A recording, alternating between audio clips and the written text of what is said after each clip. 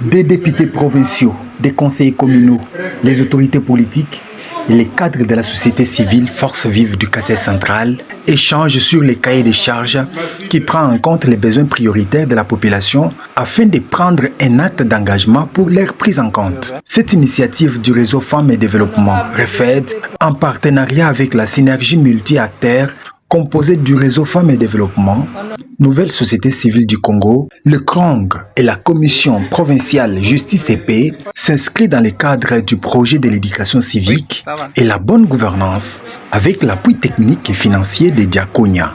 L'objectif de cette activité est de constituer un cahier de charges consolidé qui contiendrait tous les besoins prioritaires de la population du Kassai central. À l'issue de ces échanges d'un jour tenus dans le restaurant Régal de Kananga, les parties prenantes ont élucidé plus de 13 problèmes majeurs auxquels la population du Kassai central fait face. Ensuite, ils ont proposé des solutions afin de les soumettre aux autorités pour des lobbying et plaidoyer. De ce fait, Alexandre Tchamemamba, conseillère communale de la commune de Lukonga, prend l'engagement à son niveau de marchander avec ce document pour stimuler son application auprès des décideurs. Nous avons reçu plusieurs recommandations de la part de la société civile parce qu'ils ont fait ces cahiers d'échange de fond en comble touchant tous les domaines de notre province. Il y a la santé, l'environnement, l'agriculture, la sécurité, tous les domaines confondus. Alors nous, en tant qu'élus locaux, nous leur avons promis que nous allons mettre en application ce qui est à notre pouvoir et nous allons faire de notre mieux pour que pendant nos 5 ans, nous puissions faire de notre mieux. Parce que vous savez très bien que ça ne vient pas d'eux, ça vient de la population. Et c'est la population qui nous a mandatés. C'est comme ça que nous prenons cet engagement en tant que représentants du peuple afin de transmettre cela à l'exécutif pour exécuter cela. Et j'ai été très ému parce qu'on a soulevé beaucoup de problèmes liés à la jeunesse, au sport, ainsi qu'à la culture. Et en tant que centre culturel, nous avons pris l'engagement de booster aussi les choses sur le plan culturel pour qu'on ait une politique culturelle qui pourra aider les jeunes talents à découvrir leur étoile montante, ainsi que se retrouver aussi dans leur domaine de talent.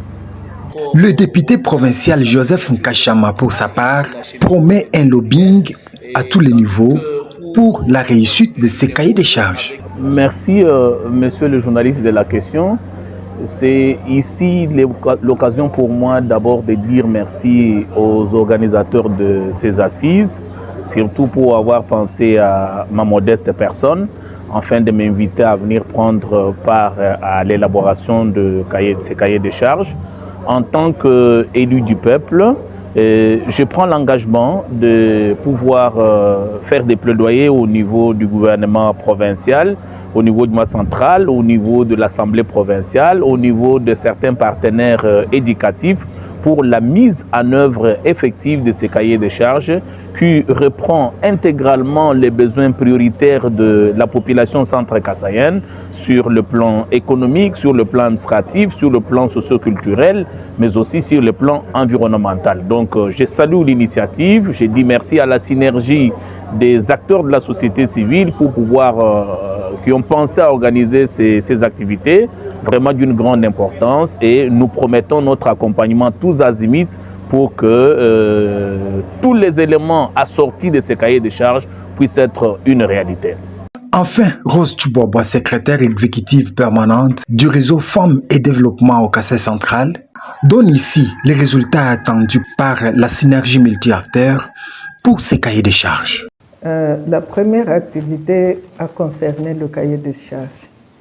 Il s'agit d'un document qui résume les desiderata de la population des communautés du Kassai central, précisément de la ville de Kananga.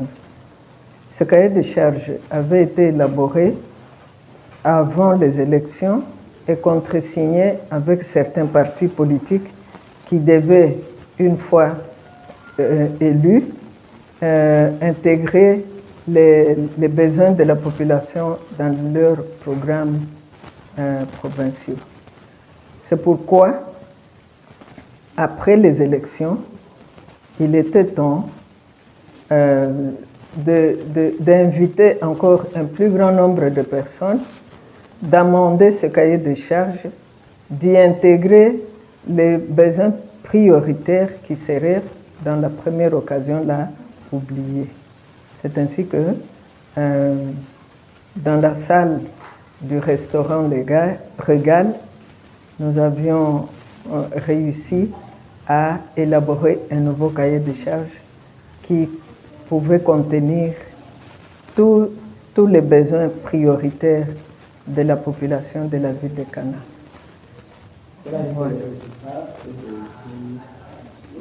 Êtes-vous satisfait de cette activité, de la réponse des personnes volontaires? Franchement, nous étions satisfaits parce que nous avions abouti à l'élaboration de ce cahier de charges qui sera remis aux autorités. Parce que ce cahier est déjà élaboré et il est contresigné.